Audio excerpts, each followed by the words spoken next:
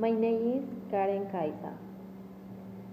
The effect of conjugate reinforcement on the leg movement of infants with spina bifida. Definition: Spina bifida is a condition that affects the spine and is usually apparent at birth. It is a type of neural tube defect. Spina bifida can appear anywhere along the spine if the neural tube doesn't close completely.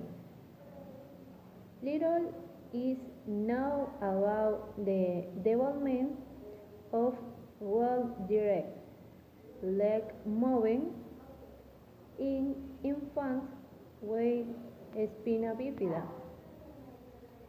The purpose of this study was to describe how often infants with move their legs and feet when provided with visual and auditory feedback via an overhead mobile. In this fetus with spina bifida, you can see an opening in the back with an exposed spinal cord. Prenatal repair is usually done between 20 and 26 weeks gestation. Once the mother is under anesthesia, we make an incision in the abdomen to expose the womb. The womb is then opened to expose the back of the fetus using a specially designed staple to control bleeding. The tissue over the defect is then opened and removed. Next, the spinal cord is free from surrounding tissue before it is protected using the dura. We then close the muscle layers over the defect to further protect the spinal cord. The skin of the fetus is then closed over the defect. If a fetus does not have enough tissue on its back for primary closure, we will repair the spinal defect using patches as shown here. First, we protect the spinal cord by suturing a patch over it before we lay down a second patch to reinforce the repair. We then close the large skin defect using a piece of skin substitute to complete the repair. We then close the womb and conclude the surgery by closing the mother's incision. Ideally, the pregnancy is continued until 37 weeks gestation before the baby is delivered by C-section. Application in physical therapy. Not all people born with spina bifida have the same needs. So treatment is different for each person. In most cases, surgery is recommended. However, physical therapy is also important. In physiotherapy, objectives are set so that in therapy, the greatest possible independence can be achieved, that the child is able to move on his own, walking or in a wheelchair on his own if walking is not possible, and the prevention of deformity associated with spina bifida. Application in physical therapy.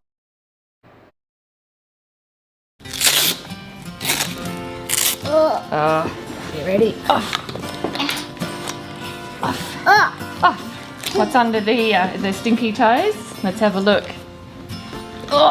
Stink! Look at Dirty Bee. 1 step, 2 step. Tickly under there. Ooh. Can you lift your leg up? Up to here. Can you lift your leg up? You can stop and say hi. Keep going. Keep going. Keep going. Way up to the top of the corridor. Good walking. Now this is trickier than your other walker, isn't it? It's got the swivel wheels on it. Good.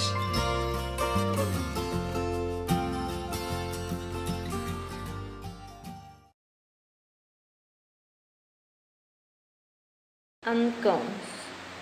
Pros: the babies participating in the research generate significantly more movements of leads in the acquisition or exceeding condition compared to baseline.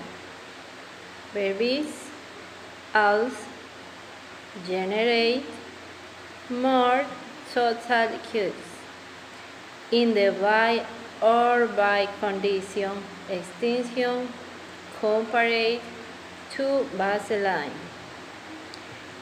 Every infant responds uniquely to the conjugate reinforcement paradigm with respect to frequency and type of kick it generates.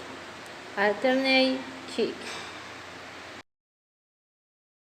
Cons.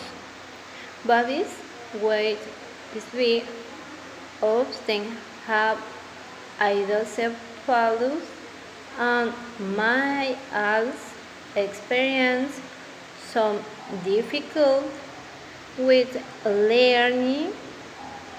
Infants with speed often experience delays in their motor development compared to infants who are typically developing.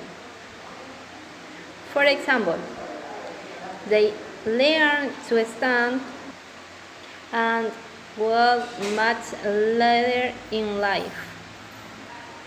The delays infants with speed experience in their motor development have been attributed to the level of their spinal lesions.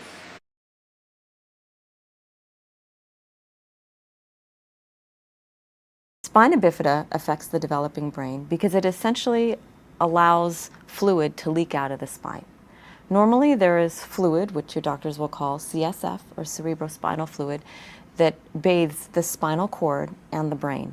When this fluid leaks out through a spina bifida in the fetus, it essentially results in the base of the brain being pulled down lower than normal. And it is in this way that spina bifida can then affect how the brain develops. A Chiari type 2 April in Ecuador. In Ecuador, November 21 is the World Day against spina bifida. As there is the Spina Bifida Foundation of Ecuador. This foundation was created in 2006 as a non-profit organization